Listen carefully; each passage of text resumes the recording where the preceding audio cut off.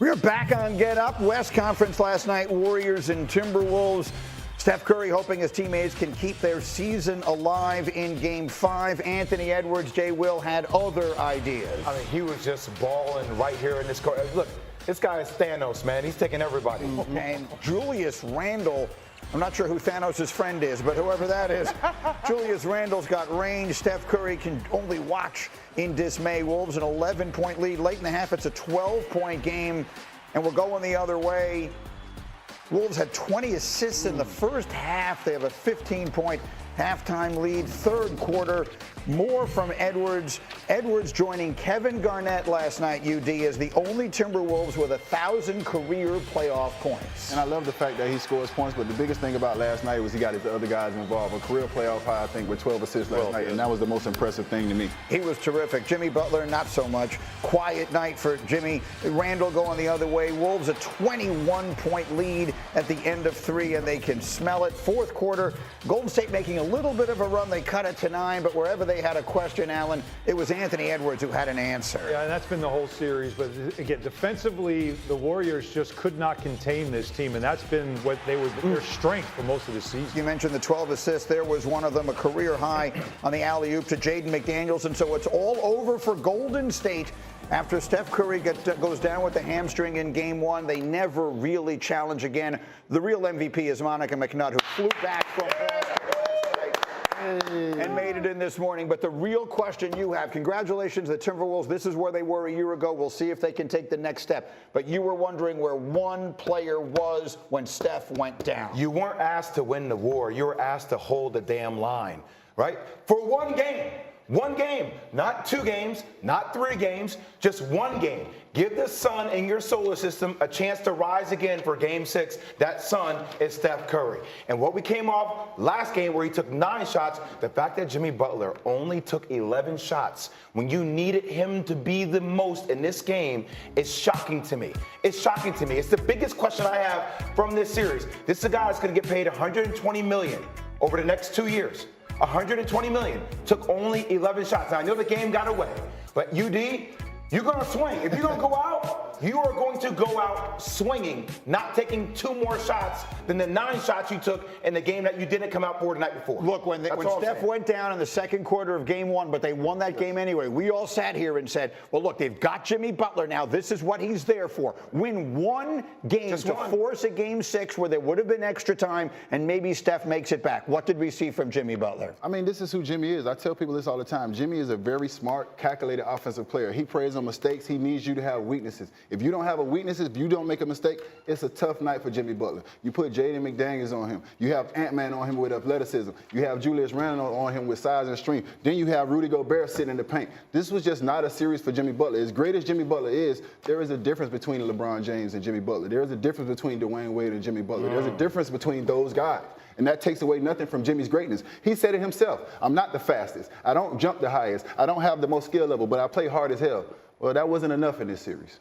Honestly, guys, this is without Steph, this team is back to the future, right? I don't think any of you would take Jimmy Butler over Stephen Curry. And so now you swap them out, and we're back to the team that we saw prior to February, which we all wondered if they had a chance to do anything in this window that was closing on Draymond and Steph. Yeah. So I get it. I hear you, Jay, and that was certainly the expectation. This is why you made the trade. But the practical basketball of it all, you're now back to this roster where you're questioning whether these supporting cast can hold the line enough, and it's way too much pressure on your centerpiece. Let's remember what Jimmy said when he got to Golden State. Exactly. I'm Robin. I'm Robin.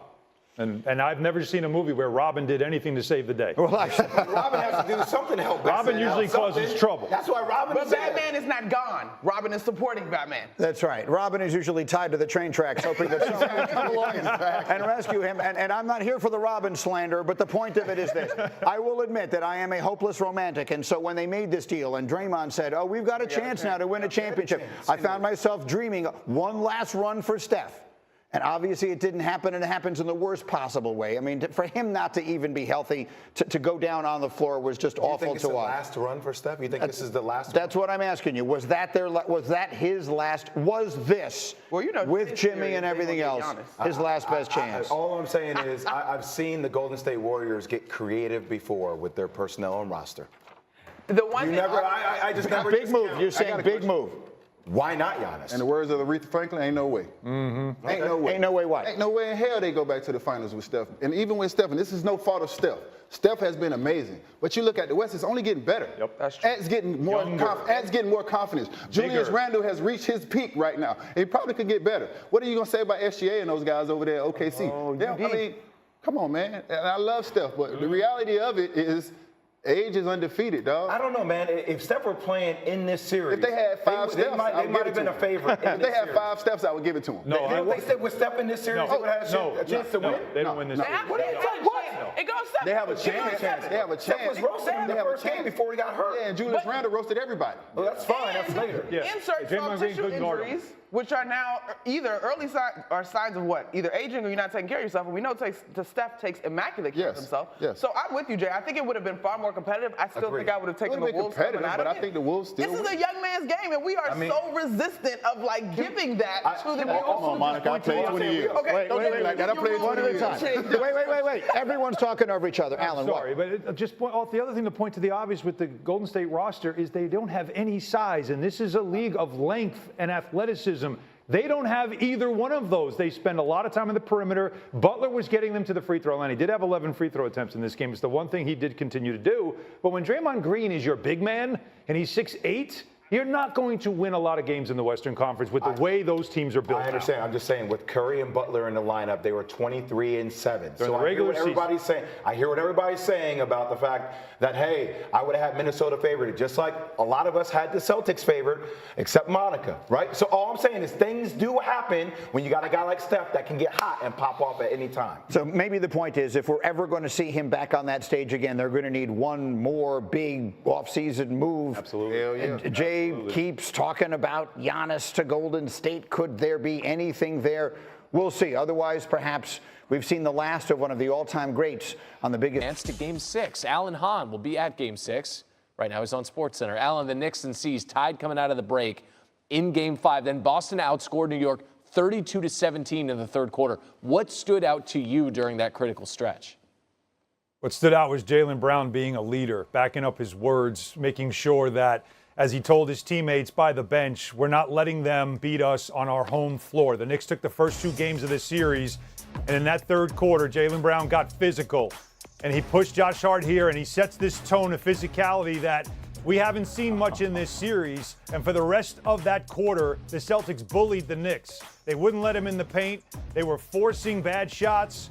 Their defense was phenomenal. And then, of course, Jaylen Brown also got Jalen Brunson into foul trouble. Brunson had 5 fouls in that one quarter, and the Celtics just turned that whole game around. And for what they're hoping, maybe turn this series around. And Cat was in some foul trouble as well. Some of that self-inflicted. Game 6 tomorrow night, MSG. What's Alan Hahn's confidence level in the Knicks being able to close this thing out at home?